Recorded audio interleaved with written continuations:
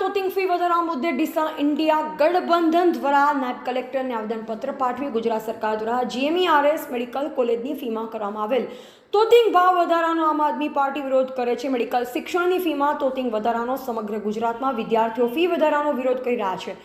સરકારના નિર્ણયના વિરોધમાં આજે આમ આદમી પાર્ટી દ્વારા ગુજરાતના દરેક જિલ્લામાં કલેક્ટર કચેરી ખાતે આવેદનપત્ર આપી વિરોધ પ્રદર્શન કરવામાં આવ્યું અને ફી વધારો પાછો ખેંચવાની માંગ કરવામાં આવી। ત્યારે આજે ડીસા ઇન્ડિયન ગઠબંધન દ્વારા પણ નાયબ કલેક્ટરને આવેદનપત્ર પાઠવ્યું અને આમ આદમી પાર્ટી પ્રદેશ નેતા ડોક્ટર રમેશભાઈ પટેલ દ્વારા જણાવ્યું હતું કે ઇન્ડિયા ગઠબંધન દ્વારા ગુજરાત સરકાર સમક્ષ માંગણી કરી છે કે 28 જૂન 2024ના રોજ ગુજરાત મેડિકલ એજ્યુકેશન અને રિસર્ચ સોસાયટી દ્વારા તબીબી સ્નાતકના અભ્યાસક્રમમાં સરકારી સેલ્ફ ફાઇનાન્સ મેનેજમેન્ટ કોટા માટે વાર્ષિક ફી ધોરણમાં લગભગ 67% માંડી 88% જેટલો અસાધારણ વધારો કરવામાં આવ્યો। જેમાં વિગતવાર જોઈએ તો જનરલ ક્વાટા માટે વાર્ષિક ફી રૂપિયા 5.50 લાખ અને મેનેજમેન્ટ ક્વાટા માટે ફી 17 લાખ જાહેર કરવામાં આવેલ છે।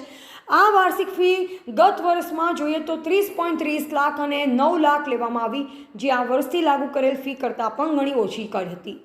લાગુ કરેલ ફી વધારાથી જનરલ ક્વાટામાં પ્રવેશ પામનાર વિદ્યાર્થીઓ પોતાની MBBSની લાયકાત ગત વર્ષે રૂપિયા 14.85 લાખથી મેળવતો હતો તે આ વર્ષથી વધી MBBS પૂર્ણ થઈ રૂપિયા 24.75 લાખ ચૂકવશે, જ્યારે મેનેજમેન્ટ ક્વાટામાં પ્રવેશ મેળવનાર વિદ્યાર્થી રૂપિયા 40.50 લાખથી મેળવતો તે આ વર્ષથી વધી MBBS પૂર્ણ થઈ રૂપિયા 76.50 લાખ ચૂકવશે। આમ તો ભાજપ સરકાર ગુજરાતની જનતા સમક્ષ વારંવાર મોટા ઉપાડે ડબલ એન્જિન અને સંવેદનશીલ સરકારના નારાઓ લગાવે છે।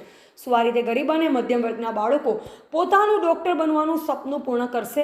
બીજું કે કદાચ આ રીતે ડૉક્ટર બન્યા પછી પણ તે સમાજના લોકોની આરોગ્યપ્રદ સેવાઓ કરશે કે પછી અભ્યાસકાળ દરમિયાન તેને માથે ચડી ગયેલ આર્થિક બોધને પહોંચી વળવા માટે સામાન્ય જનતાના ખિસ્સા ઉપર કાતર મૂકશે? આ ફી વધારાના કારણે ઘણા બધા પ્રતિભાશાળી વિદ્યાર્થીઓ તબીબી શિક્ષણથી દૂર રહેશે અને તેમના કુટુંબના ભવિષ્ય માટે ચિંતાનો વિષય બનશે। ખરેખર સરકારના નિર્ણયથી ગુજરાતભરના વાલીઓમાં રોષની લાગણી ફેલાયેલ છે, તો આ બાબતે આપની કક્ષાએથી ઘટતું થાય તે ખૂબ જરૂરી અને હિતાવહ છે। ગુજરાત રાજ્યના તમામ વિદ્યાર્થીઓ કે જે તબીબી અભ્યાસ કરવા માટે ઉત્સુક છે તેમજ તેમના વાલીઓને તબીબી શિક્ષણના સાર્વત્રિક હિતોને ધ્યાનમાં રાખી ગુજરાત સરકાર દ્વારા લાદવામાં આવેલા તોતિંગ ફી વધારો તાત્કાલિક અસરથી પાછો ખેંચાય તે માંગણી કરવામાં આવી અને સરકાર દ્વારા જો ભાવ વધારો પાછો નહીં ખેંચાય તો ઇન્ડિયા ગઠબંધનના ડોક્ટર રમેશભાઈ પટેલ સહિત જગદીશભાઈ મોદી દ્વારા ગુજરાત સરકાર સામે ઉગ્ર આંદોલન કરવાની ફરજ પડશે તેવી ચીમકી પણ ઉચ્ચારી। આજે ઇન્ડિયા ગઠબંધન એટલે કે આમ આદમી પાર્ટી અને કોંગ્રેસ દ્વારા જે ભ્રષ્ટ ભારતીય જનતા પાર્ટીએ ગુજરાતમાં મેડિકલ ક્ષેત્રમાં એટલે કે GMERSમાં જે ફી વધારો કર્યો છે એના વિરોધમાં આવેદનપત્ર અમે આપ્યું છે અને એ ફી વધારો પાછો ખેંચવા માટે અમે સરકારને ઉગ્ર રજૂઆત કરીએ છીએ।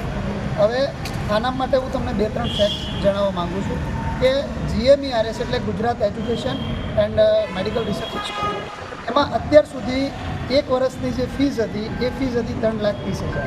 હવે એ વધારી અને જે હું વાત કરું છું તમને એ જનરલ કોટાની વાત કરું છું એ વધારી 5.5 લાખ રૂપિયા કરી દીધી અને મેનેજમેન્ટ કોટા જે અત્યાર સુધીની ફીસ હતી એ ફીસ હતી 9 લાખ રૂપિયા જે વધારીને 17 લાખ રૂપિયા કરવામાં આવ્યું। એનો મતલબ કે તમારે જનરલ કોટામાં ડૉક્ટર બનવું હોય તો જે પહેલાં તમારે 14 થી 15 લાખ રૂપિયા થતા હતા એ 25 લાખ રૂપિયા કરવામાં આવ્યા।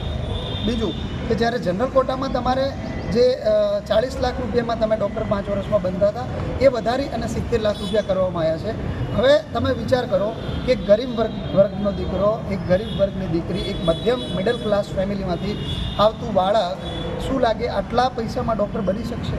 આટલી બધી મોંઘવારી છે, આટલી બધી બેરોજગારી છે, ધંધા દરેક ધંધામાં આટલી બધી કોમ્પિટિશન છે, તો આટલા રૂપિયામાં ડૉક્ટર બની શકશે? એનો મતલબ એમ થયો કે ગરીબ અને મધ્યમ વર્ગના માણસે ડૉક્ટર બનવાનું સપનું આજે ભારતીય જનતા પાર્ટીના રાજમાં ખતમ કરી દીધું। એમને જોવાનું જ નહીં, એ પહેલાંથી જ નક્કી કરી દીધું કે અમે હવે ડૉક્ટર બની જ નહીં શકીએ।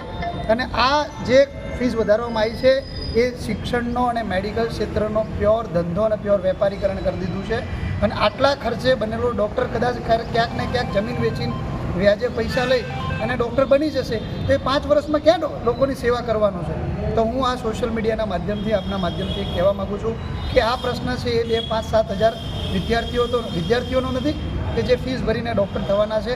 આ પ્રશ્ન છે એ 6.5 કરોડ જનતાનો છે। આટલી મોટી ફીસ ભરીને બનેલા ડૉક્ટર એ 6.5 કરોડ જનતા પાસેથી જ વસૂલ કરવાના છે। તો મારી વિનંતી છે કે આ જે લડાઈ વિદ્યાર્થીઓને છે એ વિદ્યાર્થીઓની લડાઈમાં ગુજરાતના દરેક માણસે સાથે આવવું જોઈએ અને લડવું જોઈએ. અહેવાલ અમૃત માળી, સંબંધ ભારત ન્યૂઝ, ડીસા.